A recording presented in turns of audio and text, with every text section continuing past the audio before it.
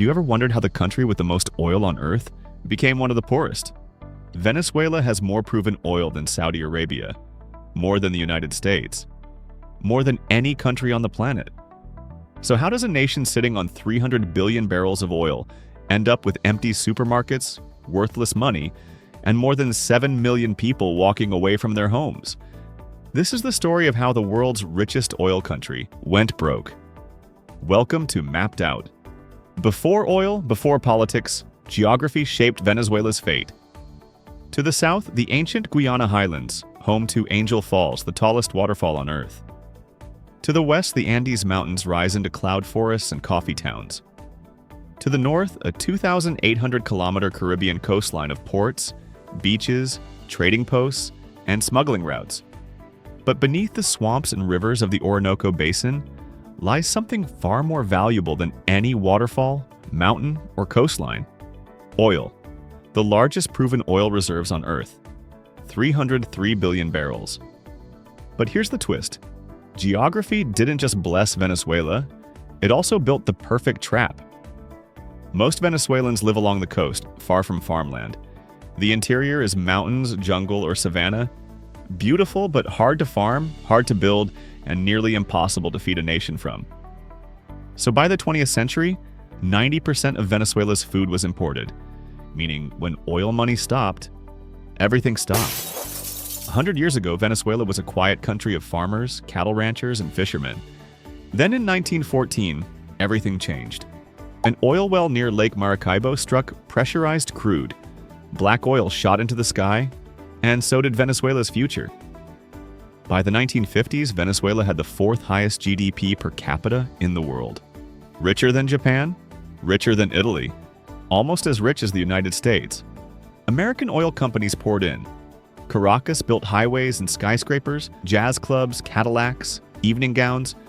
People called it Venezuela Saudita, Saudi Venezuela. But quietly, out of sight, the trap was already closing. The more oil Venezuela exported, the less it produced anything else. Farmers ditched their fields, factories shut down. Why grow rice or make cars when you can import everything with oil money?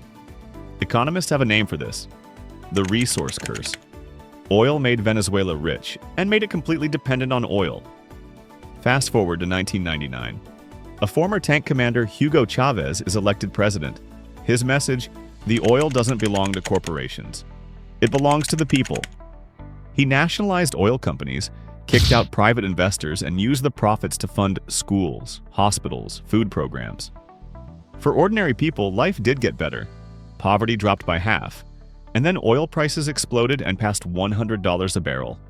Money flooded in. Caracas felt unstoppable. But under the surface, mistakes were already being made. Venezuela spent everything, saved nothing, borrowed even more. Engineers at PDVSA, the state oil company, were replaced with political loyalists. Refineries broke down. Corruption spread like wildfire. But oil was still expensive. The money kept coming in. So nobody asked the most important question: what happens when the price of oil crashes? In 2014, it happened. Oil prices fell off a cliff. Overnight, Venezuela lost 96% of its export income. The government had no money, so it printed more and more and more, until money stopped having meaning. By 2018, inflation hit 1 million%. A loaf of bread could cost 2 million bolivars. A black market cup of coffee, 7 million. People stopped using wallets, so they used backpacks. And sometimes by the time they reached the checkout, the price had doubled again. There were jokes that Venezuelan bolivars were worth more as wallpaper than as money. Except it wasn't really a joke anymore, and yet, supermarket shelves stayed empty. But Venezuela's problems weren't just at home.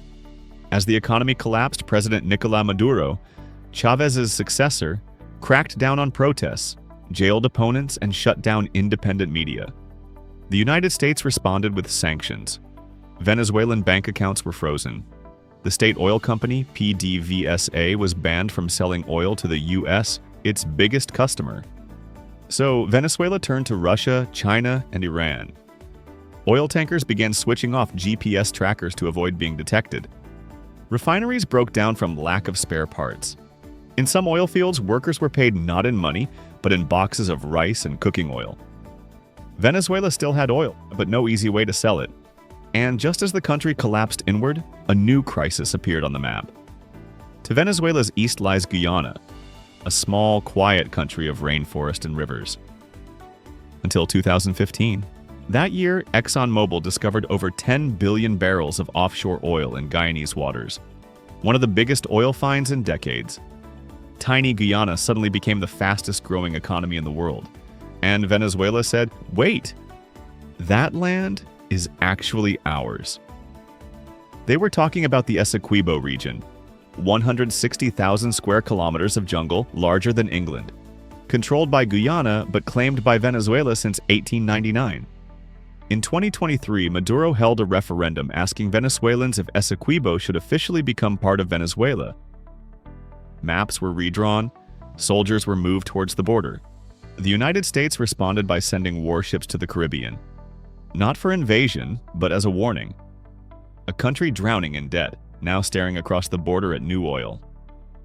While oil wars and politics played out, ordinary Venezuelans were living in crisis. 3 out of 4 people now live in extreme poverty. Hospitals ran out of antibiotics, insulin, painkillers. Blackouts became normal, hours, sometimes days without electricity. Some zoo animals disappeared, reportedly taken for food. Teachers left classrooms to sell empanadas because it paid better than teaching. In some towns, families crossed into Colombia just to buy baby formula or flour. So people left. More than 7 million Venezuelans have fled, the largest migration ever recorded in the Americas. Many walked across the Andes Mountains with backpacks and plastic bags, traveling on foot through jungle and freezing mountain passes. Entire neighborhoods in Caracas and Maracaibo are now half empty. It isn't just one mistake, it's 3. And they hit at the exact same time. 1. The oil curse. Venezuela built its entire economy on oil. 95% of exports were oil. When oil prices collapsed, everything collapsed with it. 2. Corruption and mismanagement. Oil companies were nationalized. Experts were replaced with loyalists.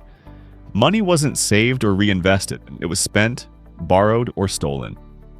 By 2016, PDVSA was pumping half as much oil as in 1998, even though Venezuela had more reserves than ever. 3. Geopolitics and isolation. Authoritarian crackdowns, international sanctions, blocked oil sales, frozen bank accounts, and no investment. So Venezuela had oil, but no way to refine it, sell it, or profit from it. Put simply, they put all their money in one basket. Then they dropped the basket. And then they were sanctioned for trying to glue it back together. So the question is, can Venezuela recover? Maybe.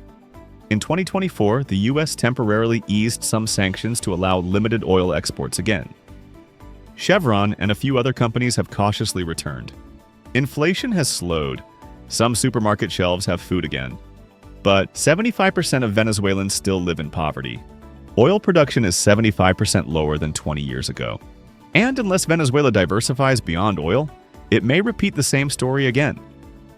Recovery is possible, but only if Venezuela fixes corruption, restores trust, and learns one hard truth. A country cannot live on oil alone. A nation with more oil than anywhere else on Earth, and yet poorer than ever. Geography gave Venezuela everything, but it also took everything away. Thanks for watching Mapped Out. If you want more videos that explain the world using maps, stories, and a little bit of drama, subscribe, and I'll see you in the next one.